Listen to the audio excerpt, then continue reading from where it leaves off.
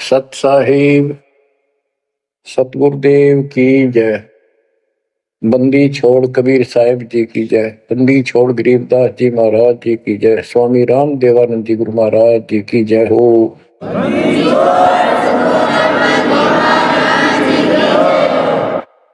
सर्व संतों की जय, सर्व भक्तों की जय, धर्मी पुरुषों की जय। श्री काशी धाम की जय, श्री सुब्राणी धाम की जय, श्री क्रोथा धाम की जय, श्री बरवाड़ा धाम की जय। सत साहिब ग्रीवन्योली नाद सुभान गति, लड़े भुजंग हमेश, जड़ी जानो नाम जगदीश है, विष नहीं व्यापे शेष। संत गरीबदास जी महाराज परमात्मा से प्राप्त अध्यात्म ज्ञान को कितने सुंदर तरीके से प्रमाण के साथ पेश करते हैं कि परमेश्वर कबीर जी का जो नाम है ये ऐसा जबरदस्त है। कबीर साहब ने बताया कि कबीर जैसे फनपति मंत्र सुन, रख पुन सुकोड़े, ऐसे बीरा मेरे नाम से बाल चले मुंह मोड़े। ये तो कबीर साहब ने स्वयं बताया। जैसे फनपति सर्प और गारुड़ के मंत्र को सुनकर उससे इतना डर जाता है कि अपने फन को इकट्ठा करके भागने की चेष्टा करता है, ऐसे मेरे नाम से, कबीर नाम से, उस सच्चे मंत्र से यू काल चले मुंह मोड़, ऐसे काल दूर भाग जाता है। गरीबदास जी कहते हैं, यम किंकर कर जोड़ चले तिस देख रे, धर्मराय के अंक मिटावे लेख रे, जीव जूनी नहीं जा बाठा डे गही, दर्ग मंज हजूर पकड़ छे की बही। गरीबदास जी आंखों देखा परमात्मा की शक्ति का वर्णन करते हैं कबीर जी का, कि उनको देख कर यम के दूत हाथ जोड़ के और दूर चले जाते हैं। और फिर परमात्मा ने धर्मराज के दरबार में जाके मेरी बही निकाली। बही वो बुक, वो पैड जिस पे अकाउंट लिखा था, और परमात्मा ने कहा ये मुझे दो, ये मेरा भक्त हो गया, इसने मेरी दीक्षा ली। वह पैड पाट दी दाता ने वहीं पर और फेंक दी कूड़े में। दर्ग मंज हजूर पकड़ छे की बही, जीव जूनी नहीं जा बाठा डे गही। कि कबीर साहब ने जिसकी बाह पकड़ ली, जिसका हाथ पकड़ लिया, जिसको शरण दे दी, वो जीव 184 प्रकार की योनियों में नहीं जाएगा। बाह ठाडे गही, ठाडे ठाडा मीन तगड़े, समर्थ, शक्तिशाली ने हमारी बाह पकड़ ली, हमें शरण दे दी। ठाडे की परिभाषा थोड़ी सी बताता हूं आपको, क्योंकि बच्चों कोई भी हम प्रसंग सुनते हैं उसके साथ उसका जो लिंक होता है वो कथा का होना अति आवश्यक है, अन्यथा उसका कोई प्रयोजन नहीं रहता। काफी समय पहले की बात है, एक भक्त अब परमात्मा कबीर जी की शरण में था, संत गरीबदास जी के माध्यम से। और पुराने समय में खेती किसानी जो होती थी वो केवल वर्षा पर निर्धारित होती थी और कोई नहर नूर नहीं थी, ना उसका कोई पानी लगता था। बारिश हो जाती थी कुछ एक क्षेत्र में तो उसमें किसान अपना उसको संवार के बीज बो दिया करते थे। जमीन ज्यादा हुआ करती थी उसमें। उस भगत की बहन के क्षेत्र में वर्षा होगी, वहां से मैसेज आया कि हमारे यहाँ बारिश हो गई है और सभी खेत एकदम बाने योग्य हो गए, बोने योग्य हो गए, हेल्प के लिए आओ। वो अपने बैल अपना हल लेकर चला गया, उसको दूसरे खेत में भेज दिया। स्वयं उसका जो जीजा था, बहन का बटेऊ पति, वो अपने बैल लेकर दूसरे खेत में चला गया। जिस खेत में वो भक्त गया, दिन में हल चलाया, दोपहर के समय कुछ समय रेस्ट देते हैं बैलों को, पेड़ के नीचे चला गया। फिर वहां देखा आसपास एक तालाब थी, छोटी सी तलैया जोड़ी, उसमें कुछ पेड़ पेड़ थे, पानी था। बैलों को पानी पिलाने चला गया तो वहां एक मंडी बनी हुई थी, यादगार सी छोटी सी चबूतरा सा बनाकर।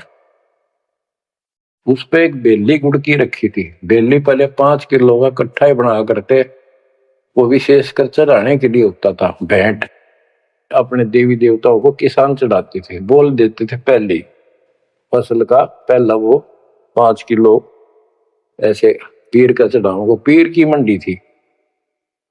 तो वो जो एक का डला सा था मोटा 5 किलो का, 5 शेर का, उसको उठा लाया वो भक्त। कुछ आप खाया, कुछ बैलों को खिला दिया, अपना काम करके शाम में घर पर आ गया, सो गया। रात्रि के 12 बजे के आसपास एक 4.5 फुट का, टोपी सिर पे, सफेद कपड़े, दाढ़ी, जैसे मुसलमान वेशभूषा हो, आके उससे 10 फुट दूर खड़ा होके और कहने लगा, तेने मेरा गुड़ कैसे खा लिया, तेरी हिम्मत कैसे पड़ गई, तो ठाड्डे की शरण में है इसलिए बच गया, न तुझे मारता और तेरे दोनों बैलों को मारूंगा। मेरी पार नहीं बसाई और कति लाल आंख कर रखी और बहुत गुस्से में था। यूं कह गौ चला गया। भगत को भी फिर थोड़ा सा एहसास हुआ यू के भला थी, बाकी इतना तो विश्वास था कि समर्थ की शरण में हो, इस तरह के कुतरुओं का कोई बहुत नहीं। फिर भी मन में था वही कहते, ये बात हुई तो हुई क्यों, ऐसा क्या कारण हो गया। उसने अपनी बहन से पूछा कि बहन ऐसे ऐसे उस मंडी पर गुड़ चढ़ा रखा था आपके खेत में, किसकी वहां रखी है वो आपके खेत के बराबर में जोड़ी पे, तालाब पे। तो उसकी बहन बोली के बात हुई भाई, क्योंकि एक बेली चढ़ा रखी थी, किसी ने गुड़की तो रखी थी, मैं ठा लिया, उड़ा कुत्ते खाओ उसने, मन बहन आती खिला दी, कुछ आप खा ली। उसकी बहन ने बोली रे क्यों जुल्म कर दिया तेने, को उठा लिया तू वहां से, रोड लागी न सुनते ही। भाई बोला मेरी तो सुन ले सारी। वो एक इतने 4.5 फुट का, 4 फुट का आदमी होगा और सफेद कपड़े पहन रखे, ऊपर टोपी, मुसलमान टाइप सा था, और मेरे से 10 फुट दूर खड़ा होगा। रात को आया और बोला तेरी हिम्मत कैसे पट गई, मेरा गुड़ उठा लिया, तेने खा कैसे लिया। मैं बोला नहीं, वो आप पे बोलेगा। ने बोला तू ठाड्डे की शरण में है, न तुझे मारू और तेरे दोनों गला मारू। ला ला के रखी थी और नो कहकर चला गया वापस। वो भेड़ और फूट फूट कर रोने लगी, बोला रे तो मेरा काला मुंह कराओ के जवाब दो, माने न्यू शहरों से तने के वो एक गुड़ पाया खाने को। हमारे आप सारे गुड़ की कमी है यहाँ पर। बहुत बुरी तरह लगी रो, भाई बचा कुकर मेरा भाई। अपने पति ने भी लड़न लगी, तने क्यों भेजा ही उस साइड में, तो इन्होंने क्यों ना भेजा, तेने बताना चाहिए था इसको पहले। वो भाई बोला तेरी अब भी अकल पर पर्दा पड़ रहा, उतरा शेर हाथ जोड़ के गया, अरे नो क्या तू ठाडेगी शरण में है, जा तो बच गया, न मारी न दो मैंने तो रोए जाओ पाछे थे। अरे मैं जिंदा जी रोने लाग रही तो पागल कहेंगी, कितनी भी अकल पे पर्दा पड़ गया तुम्हारे, मैं किसकी सुनूं पता है। मैं ये रिक्वेस्ट करूं थारे ते तुम भी आ जाओ, ना इन भूतड़ा दिन डर डर मर जाओगे। तो बच्चों यम किं कर कर दौड़ चले तिस देख रे। बच्चों आत्मा फूट फूट गाती है, चारों युग में संत पुकारे कूक क्या हम खेल रे, हीरे माणिक मोती बरसैया जग टूटा ढेर रे। ये डड़े चुगण की आदत पड़ गई। यम किं कर कर दौड़ चले तिस देख रे, धर्म राय की बंद मिटावे लेख रे, जेव जोनी नहीं जा ठाडे गही ठाडे में दर्ग मंद हजूर पकड़ छे की वही, सुन मंडल सतलोक अगमपुर धाम है, धन बंदी छोड़ कबीर तुम्हारा नाम है। बच्चों, इस परम पिता के प्रेम में ऐसे गजब के ज्ञान, ऐसे समर्थ की शरण आत्मा बाहुक हो जाती है, रोका नहीं जा सकता। सो शुक्र मनाते अपने गुरुदेव का, एक निछोड़ हे परम पिता कैसे शरण दिया, कैसा सुंदर राह बता दिया। नहीं बिरान माटी राखो या भूतड़े, अरे न पूजे भी जाओ और दुर्गति भी दो कि न रहनी थी। और गीता कहती है भूत पूजोगे भूत पढ़ोगे। परमात्मा की सूक्ष्म वेद की वाणी कहती है भूत में सो भूत है, देव में सो देव, राम में सो राम है, तुम सकल सुरदेव। अब प्रश्न चल रहा है, कबीर जैसे फनपति मंत्र सुन रख फन सकोड़े, ऐसे बीरा मेरे नाम से काल चल मोड़े। पारक के अंकी अमर ग्रंथ की प्रथम वाणी है, गरीब नौल नाद सुभान गति, लड़े भुजंग हमेश, जड़ी जानो नाम जगदीश है, विष नहीं व्यापै शेष।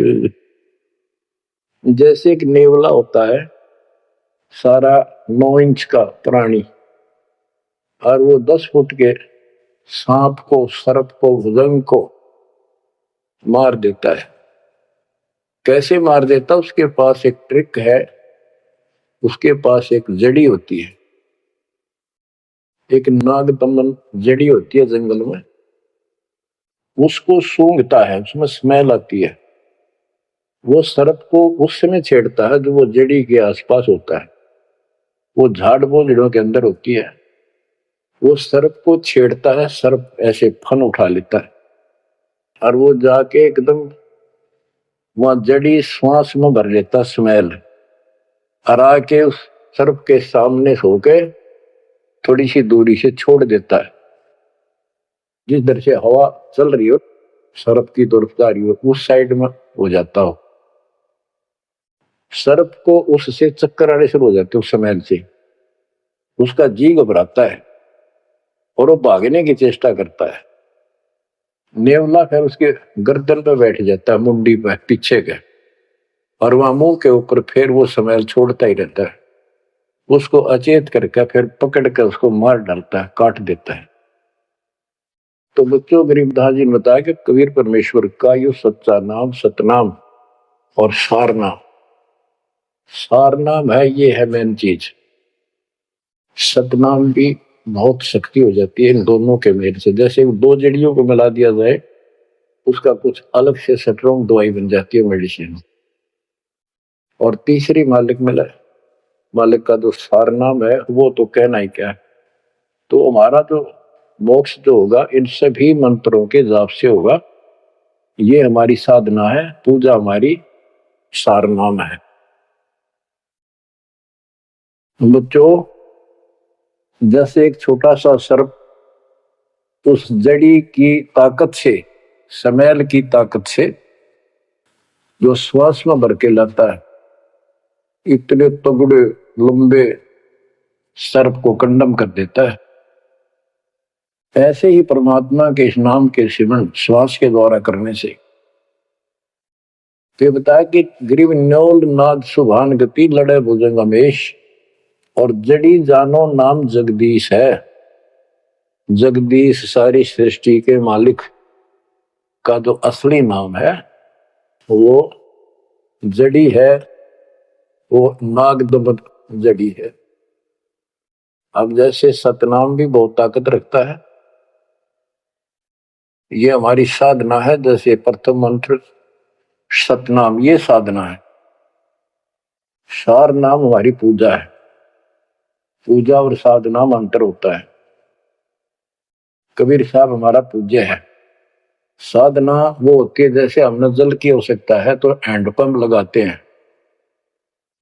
हैंडपंप के लिए बोकी और पाइप, बोकी मारते रहते हैं, मिट्टी बाहर डालते रहते हैं। सतनाम की बोकी श्वास उश्वास से मारकर जब वो पानी के लेवल पर पहुंच जाती है, वो बोर, तब उसमें पाइप लोअर करके फिर उसके ऊपर एक मशीन बांधी जाती है, वो सार नाम है, और मशीन से फिर उसको चलाया जाता है।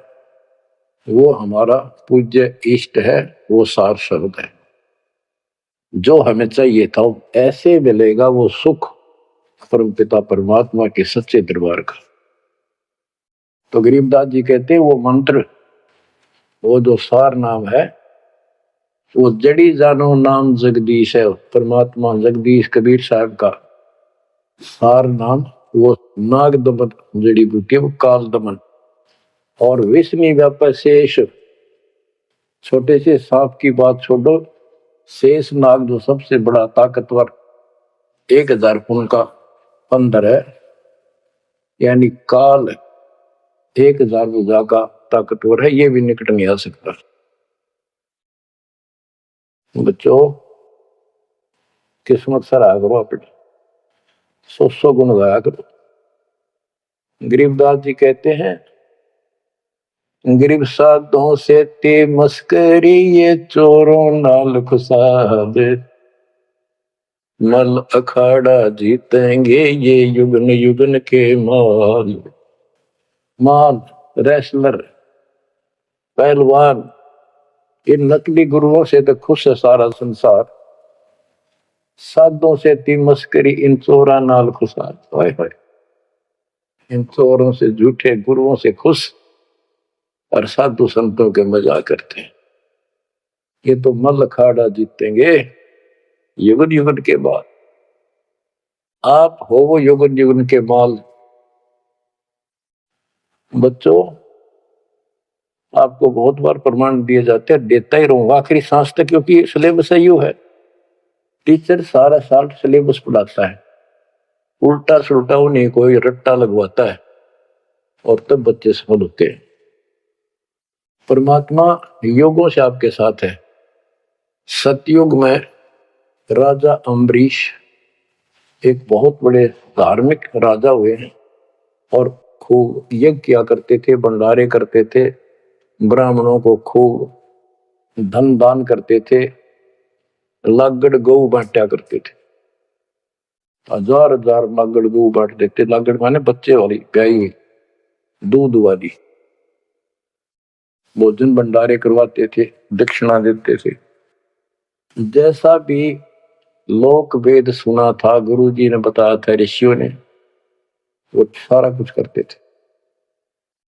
परमात्मा वहां भी साथ रहते हैं, उनकी इज्जत रखते हैं भक्ति की, और बीच बीच में उनको समझाने की चेष्टा की। कोई ऋषि रूप बनाकर अम्बरीश जी को सच्चा मार्ग बताया, खूब ध्यान से सुना और नाम लिया। लेकिन वो ऋषि वहां सैकड़ों और मालिक एक। आखिर में राजा अम्बरीश भी हाथ खड़े कर गया, मालिक की साधना छड़ दी और वो ऋषियों वाली वो शुरुआत कर दी। इतने अच्छे भगत विष्णु जी के बने हुए थे। बच्चों में अब हंसी भी आती है, दुख भी होता है। गरीब वेद पढ़े पर भेद न जाने, वाचे पुराने ठारा, और पत्थर की पूजा करे बोलिए सृजनारा। वेद पढ़ा करते ऋषि उस समय, केवल वेद, पुराण तीन की अपनी रचनाएं फिर वो सा लिखते चले गए, और सारा वेद के विरुद्ध साधना करते और कराते थे। विष्णु जी की पूजा करे, और गीता क्या कहती है, तो चारों वेदों का सारांश है। विष्णु 3 गुणों में से एक सतगुण है। इन तीनों गुणों की भक्ति तक त्रिगुण में माया के द्वारा जिसका ज्ञान हरा जा चुका है, यानी इसी तक सीमित है। जो राक्षस स्वभाव को धारण किए हुए मनुष्यों में नीच दूषित कर्म करने वाले मूर्ख, ये मेरी भक्ति ना करते। तो अम्बरीश वही साधना करता था, लेकिन पिछले संस्कार किसी जैसे भी चल रहा भक्ति युग बच्चों, आप इन बातों को बार बार सुनोगे तो आपके दिल में समा जाएगी कहानी सच्चाई ये है। अब ये भक्ति काल शुरू हो गया, मोक्ष काल समझो, इसमें हजारों वर्षों तक चलेगा, अरबों भगत बच्चे बेटा बेटी पार होंगे, जो चलेगा जो भी लाखों वर्ष और भी चलेगा, लेकिन वो साधना करते रहेंगे, लेकिन उनका विश्वास इतना नहीं बनेगा, वो फिर यही रह जाएंगे काल के जाल में।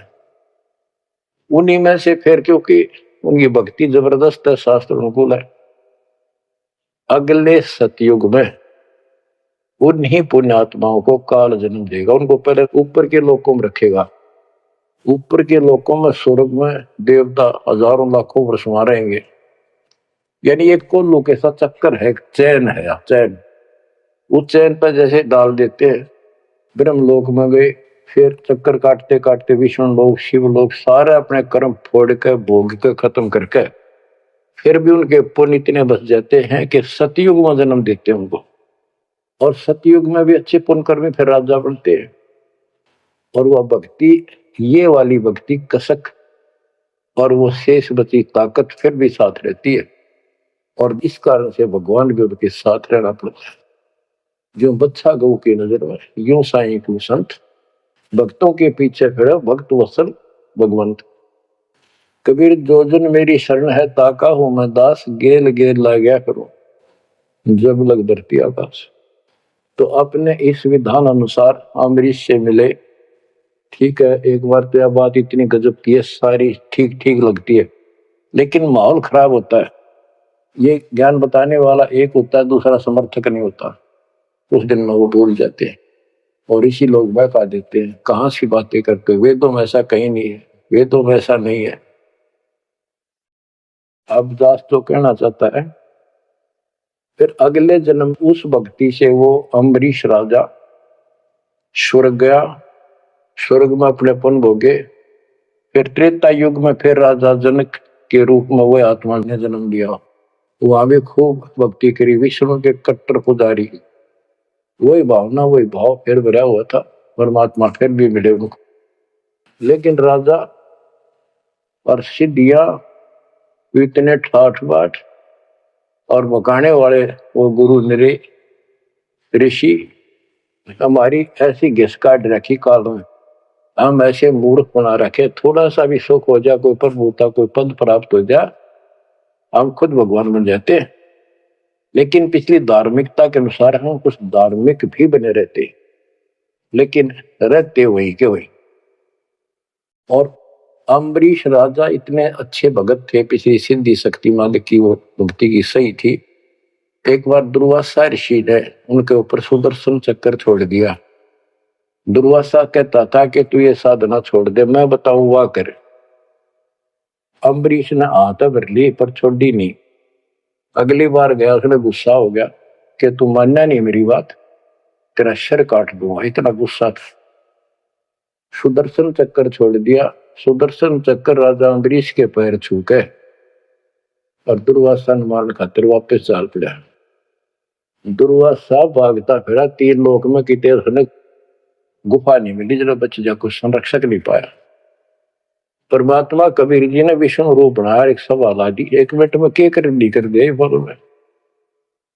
दुर्वासा ने देखा भगवान विष्णु बैठे, वहीं पहुंच गया और कंप पे डांक ठोक रखी, मन बचा लो भगवान, बचाओ मुझे, सुदर्शन चक्कर मुझे मारेगा। परमात्मा बोले क्या गुस्ताखी कर दी, क्यों मार रहा है तेरे को।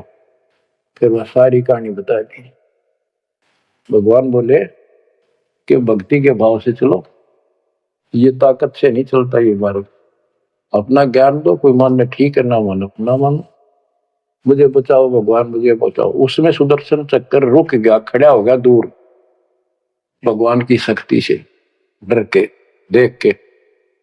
तो दुर्वासा को विश्वास हो गया कि यहां बचाओ हो सकता है, माफ करो मुझे, माफ करो। परमात्मा बोले अम्बरीश के पैर पकड़े, वो बचाओगा तुम्हें, इससे मैं नहीं बचाऊंगा। हाथ जोड़ा, हे भगवान आपके दरबार में मैं नहीं बचूंगा, कहाँ भेजो हो दाता, मैंने तो रास्ते में मारेगा। मिला जा, वही जान बचेगी तेरी। अम्बरीश के चरणों में गिरा वो, जिसने 56 करोड़ यादव मार दिए थे एक में चलता है। तो कहते हैं अपनी देशी कहावत हमारे यहाँ, शेर न सवा शेर जरूर टकरा कर, घनी बकवाद करनी है ना। अम्बरीश के चरणों में मत्था टेका उसने, मेरी जान बख्शो महाराज, जान बख्शो, बख्श दो। अम्बरीश राजा बोले, महाराज मैंने कुछ नहीं कहा, तेरा कर्म तुझे मिला। और वो सुदर्शन चक्कर हाथ से पकड़ लिया राजा अम्बरीश ने और ऑफ कर दिया, शांत हो गया। बोला ले जा तेरी तोब। और भक्ति के भाव रहना चाहिए इंसान। बच्चों, अम्बरीश राजा की इतनी महिमा होगी, ऋषि भी हैरान थे जो उनके गुरु लोग थे।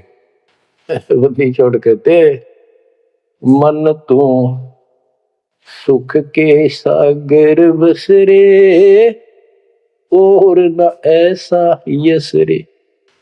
तू सुख के सागर बस रे, ये झूठे यशों में कुछ नहीं धरा। वह सतयुग में महिमा होगी, फिर राजा जनक बन गए। राजा जनक वही भाग्य बाबा नानक बने। जब एक सुखदेव नाम के बाल ब्रह्मचारी माँ के गर्भ से भक्ति ले रहे थे और आकाश में उड़ जाने की सिद्धि थी, उस अर्धी की गांठ से पंसारी बन जाते ये, अपने बराबर किसी ने नहीं समझा था। राजा जनक के पैरों में पड़कर स्वर्ग तक जाने का विरोध करवाया। वो मोक्ष तक बहुत दूर की बात है, वो तो मार्ग ही नारा है। गरीब सुखदेव ने 84 भुगती बिना पजावे खरगो, तेरी क्या बुनियाद परानी, तो पेंडा पंथ पकड़ो। के सुखदेव जैसे ऋषि जिसकी टूटी बोला करती है, सारे देवता उसका सम्मान करते थे, बड़ा पहुंचा हुआ है। वो भी फिर 84 लाख योनियों में गया। राजा जनक से दीक्षा ली। पहले तो यूं कहा था, मैं बाल ब्रह्मचारी ब्राह्मण ऋषि, जनक विदेही राजा भाई, कैसे शीश नवाऊं जाए। सुखदेव बोले, ज्ञान विवेक का हमने स्त्री का मुख नहीं देखा। राजा के 10,000 रानियां।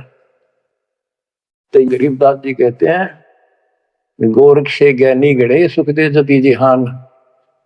वो अपने आप को जति मान रहा था। और सीता सी वो बारिया संत दूर स्थान। संत के घर बहुत दूर है, इन बात तो नहीं भाई इसने ब्याह करवा रखा है, इसका न्यू हो रहा था, भाई संत कैसे हो सकता है। 10,000 रानी थी, फिर भी उस नकली थे तो भी अच्छा था राजा जनक। बच्चों, ये मूल ज्ञान है, ये निचोड़ है, निष्कर्ष है, ये तत्व ज्ञान है। और राजा जनक रूप में बहुत गणे यज्ञ किए, बहुत प्रमाण है पुराणों में। बहुत धर्म भंडारे लाए, यानी दूध वाली गाय बाटी साधु संत, तो धर्म पुण्य बन गए। अब देख काल कैसे ठगी करता बच्चों, सारे पॉइंट याद रखने पड़ेंगे। बेमतलब अपने धन खोया नहीं करते। राजा जनक और सुखदेव विमानों बैठकर स्वर्ग जान लग रहे। रास्ते में 12 करोड़ आत्माएं नरक में तंग पा रही थी, हाहाकार मचा रोवे। राजा जनक ने कहा, ये आवाज कहां से आ रही है चिल्लाने की, रोको मेरा विमान रोको। रोक दिया। उनको बताया गया कि यहाँ एक नरक है, उसमें 12 करोड़ आत्माएं जीव अपने कर्म दंड भोग रहे, पाप। राजा ने कहा, इनको छोड़ दो, इनको कष्ट ना दो। तो वहां जो उनके साथ गए थे देवदूत यमदूत, वो कहने लगे, जी यहाँ आपका हुक्म नहीं चलता, यहाँ का राजा धर्मराज है, उसके आदेश से सब कुछ होता है। बोला, या तो मुझे इस नरक में डाल दो, मुझे भी यहीं छोड़ दो, ना इनको निकाल। धर्मराज तक बात गई। धर्मराज जी वहां आए, बात सुनी। धर्मराज बोले, राजन अपने अपने कर्मा का फल सब न भोगना पड़ता है, ऐसे नहीं कुछ हो सकता। तो राजा आकड़ गया।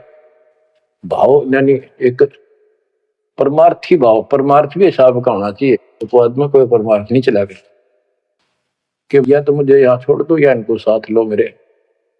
तब धर्मराय ने एक विकल्प निकाला कि आप अपने पुण्य दे दो इनको, आधे या जितने चाहते हो, उतने समय तक इनको आपके साथ वहां स्वर्ग में भेज देंगे। राजा ने 50